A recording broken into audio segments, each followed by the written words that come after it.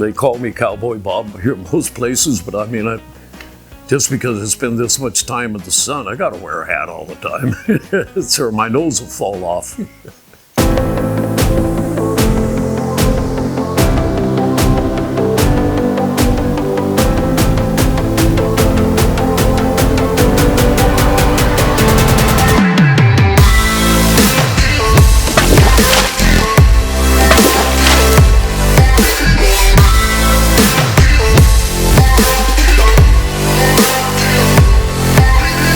By the time I was 6 months old, father was in the Navy. We moved to California, Santa Barbara. Went from there to Ventura, from there to Bellflower. Anyways, kept moving south. Finally, my father had custody of us, myself and my brother, and raised us by himself. And so kept us off the street by hunting and fishing every weekend, and we ended up in Garden Grove in Orange County. And that's great. It was a great childhood, great time to be there. And of course, by the time I was about 16, I started surfing.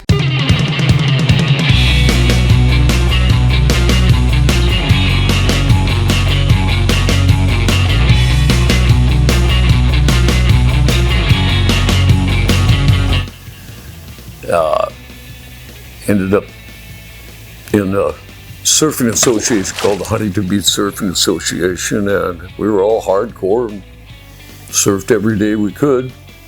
When Dad passed, I went to work, put my brother through the last years of college, and then when that was done, the draft caught up with me and I ended up in the Navy.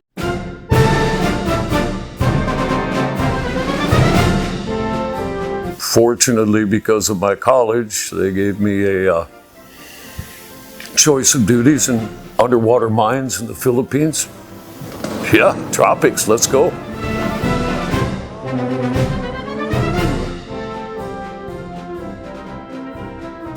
And so I spent about 4 years, 3.5 years there. And as I said, I got to travel the entire length of Luzon and some outer islands and surf whenever I had time off. It was during the war, but loved the place, loved the tropics. Came back, spent a few years in the States, and then decided I'm going back to the tropics. So emigrated actually to New Zealand, and from New Zealand went over to Australia, from Australia to Indonesia, partnered with a boat. We sailed all over the place. I surfed there and found out how to work visas. So the old Mordida system works there too. So I ended up staying about 11 months there, and then sailing back to Australia is where we got caught in the Darwin cyclone of '74, and friends bailed me out. Got me a ticket to come back to the States.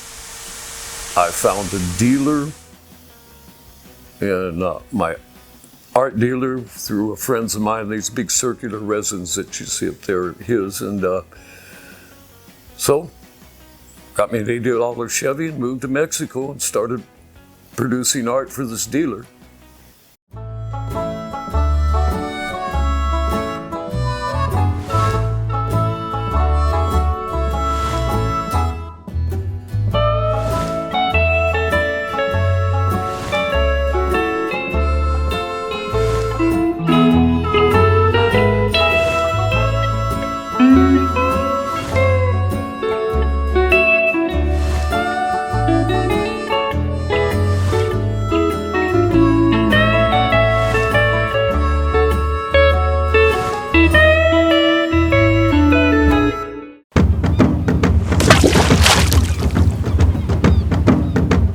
At what point in your life did you get into art? The moment you said, this is something I can do, I want to do this. Actually, probably I'd always drawn, but when I was in Australia, I'd taken a couple of leather pieces that I'd carved because I'd taken carving leather, which my dad was so very good at. He was hired by Weatherby to do their presentation cases, but he did this beautiful leather work, and I kept going with it, and it's like, wow, it's got flesh tones, it's got texture. I started doing portraits with that, and I was doing, like in Australia, doing portraits of the Aborigine. And somebody saw my work in the framers and bought it, and I said, I must be onto something. And then it wasn't until I got back to the States I could really get serious. But with this dealer from Chicago, we did the stock exchange. We did Mercantile Bank and Stock Exchange. Just Gary with the circular resins and me with the Western art and leather. And it's like... What age were you when you first decided to get into art? I must have been 24, 25. Yeah. And it's like, I gained a lot of experience because this was a rather high-end art dealer, so we were introduced to a level you usually don't get into as a novice. And from there, then I went on to continue with the art career until about 8 years ago, and finally, after 2 operations, I couldn't swing the mallet anymore to do the sculpture. But I did all the pen and ink.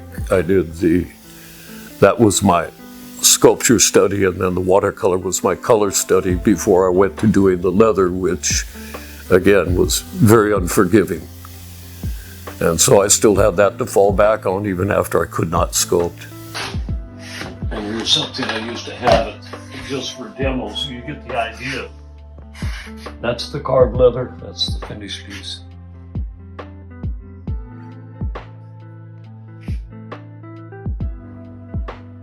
Yeah, at least the highlights are popping on that. I don't know if they're popping on that, but you get the idea. Yep. So this is the actual color of the leather that I've preserved, and then everything else is with that patina of wax media, working it back against, here's your shadow, so I'm working it this way. So the highlight pops where it should. And I got credit for that. It was nobody else was doing that media, so that's cool. But you can imagine with the mallet, the biggest tool I had is about the tip of the small finger. So I would cut this and then take that down, mallet blow after mallet blow, and taper it away, and then again cut down. So all of this, every texture you see in there is a mallet blow. Wow. So it would take a while.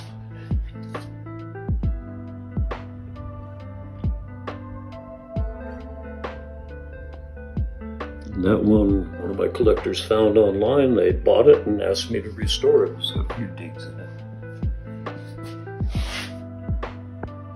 Very cool.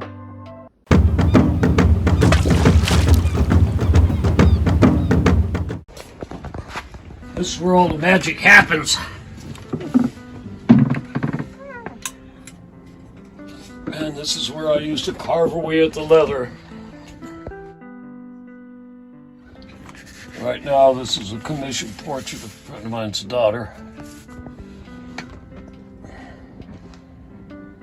We're getting there. That's a lot of ink. This ink, and there's the width of the pen right there. So as you can tell, all of this was a lot of ink. I was showing my ugly finger. I whacked myself with a hammer a month ago. Thing still isn't growing back. So you just go through pen after pen, I imagine. Oh God, yes. I go down to where they run out of ink to a point where I can use it for very light lines. And then this is a watercolor I'm working on.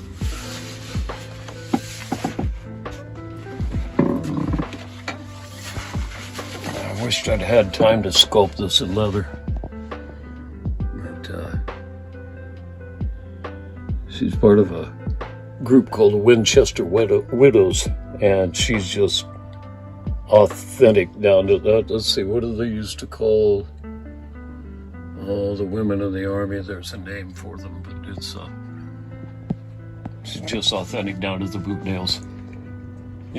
Even down to the $5 bill wrapped in the bandolera. Is that what that is? Yeah.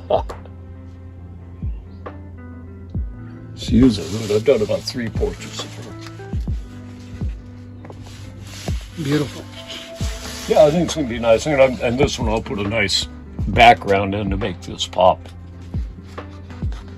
How long does it take you to do something like that? Well, since it's a print of my black and white print of my ink, less time than a full watercolor, but still, 2-3 weeks to get it right.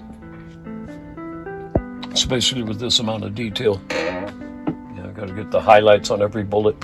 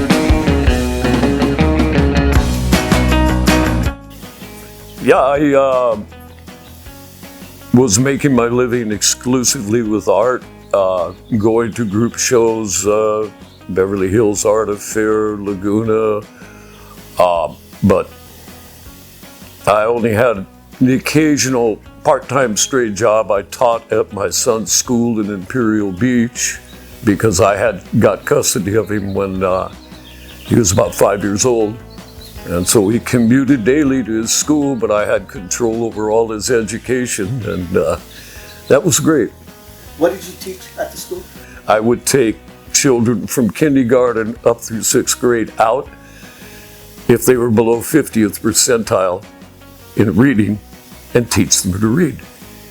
And since the IBM programs sort of took away things like playtime and finger painting and creative things, why I kind of became the art director, and we would have, I'd teach them with plasticine rather than pencils, and, teach them with painting rather than with writing. And good to use that other side of my brain. How long did you do that for? I did that for about 6 years.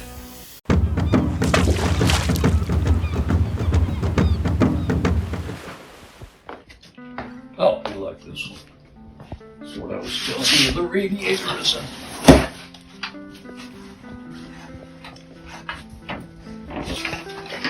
as a frame. That is an actual car radiator? Yes.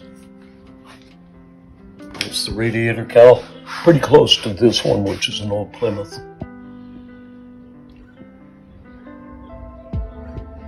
And the whole idea of this, and a lot of them that I do, is that rust never sleeps and horses are forever, We all vote for that one, right? I'd rather ride a horse than a car if I could. let's see. There's this one, which, you know the song, Uno Copa Mas? Mm-hmm. That's this one. And that's about a 1916 truck door. If you want, I can put that in the light. It really pops better. Sure. Now, where do you get these? Everywhere I can. I've got friends out in the desert that stash them for me. I go out to the old mining towns outside of Death Valley, and I'll bring home the entire door, strip it down to just the sheet metal. But after that success with the one I put in the radiator cowl, it became its own thing. Here's one that's in a door from that. Here, let's see, are we safe here? Let's see if that gets light on it, or and not really see it popping.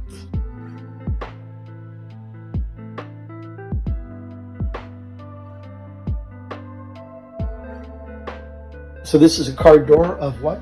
Well, it's actually of that Model A. Of that Model A. Wow. Well, not that specific one, but that year. That year. And these are like so hard to come by.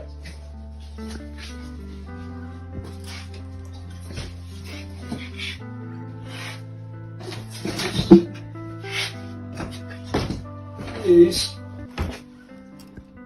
they're rebuilding. They built a new gallery section. We had these hanging outside at my gallery. All those, they're building a new section, so I'm going to bring them home. Let's see. Set this better in the light. There we go. They pop when they're in the light. These are printed on aluminum.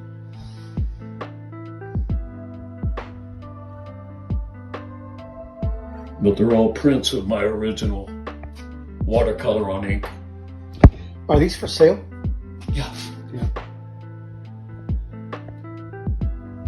Is it okay to talk about prices, or Yeah. is that negotiated? For a print, this is in the $500 range. Originals, obviously, more. There's a few of those down at Polo's.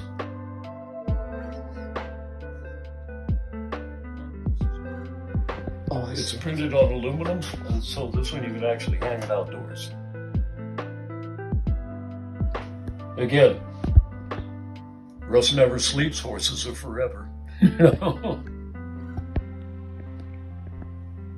Yeah, that's my neighbor. I had him crawl under my truck so I could get a good idea of what it looked like.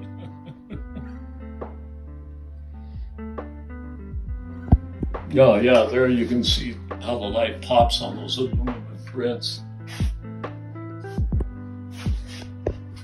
What's the price on this one here? About the same, about $4.5. As part of it being the framing, it's like, yeah, you go try and buy that frame somewhere. So if somebody wants to purchase one of these, they can just contact you Yeah, online, right? yeah. Beautiful. Or they'll be on display down at Polo's. Or at the Art Fest. Oh, I use headlights too.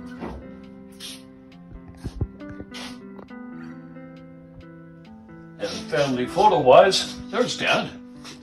That's your dad, huh?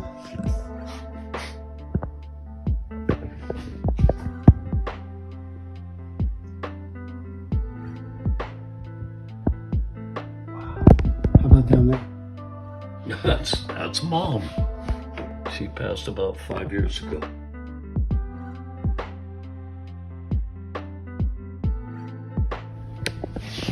There you go. A pistol. Tons of stories about her too, although I was raised with Dad. You want me to pull that one out? Sure. Yeah. That's a little dusty, Bob. Anyways, and that's the that is a real Model A headlamp.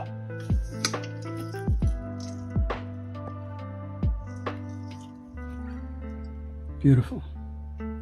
Fun too. I mean, it's you know, it's something different to do, so I enjoy it.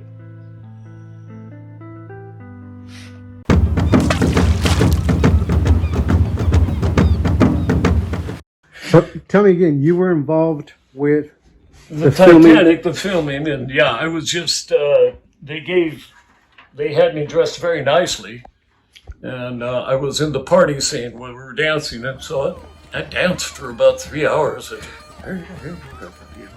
you know, a bottle of Guinness in one hand, you know. I got tired of dancing and just played a drunk in the corner. They didn't seem to mind what I did.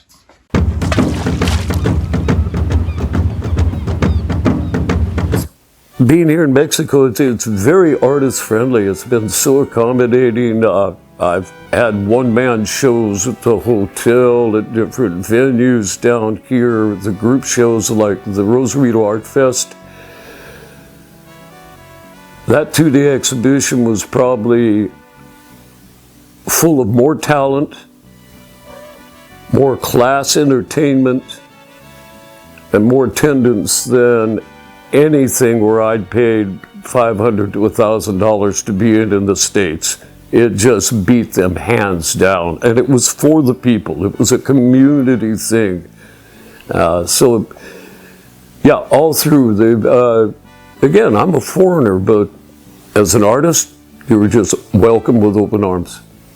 And I've always been, obviously, another reason I felt comfortable here.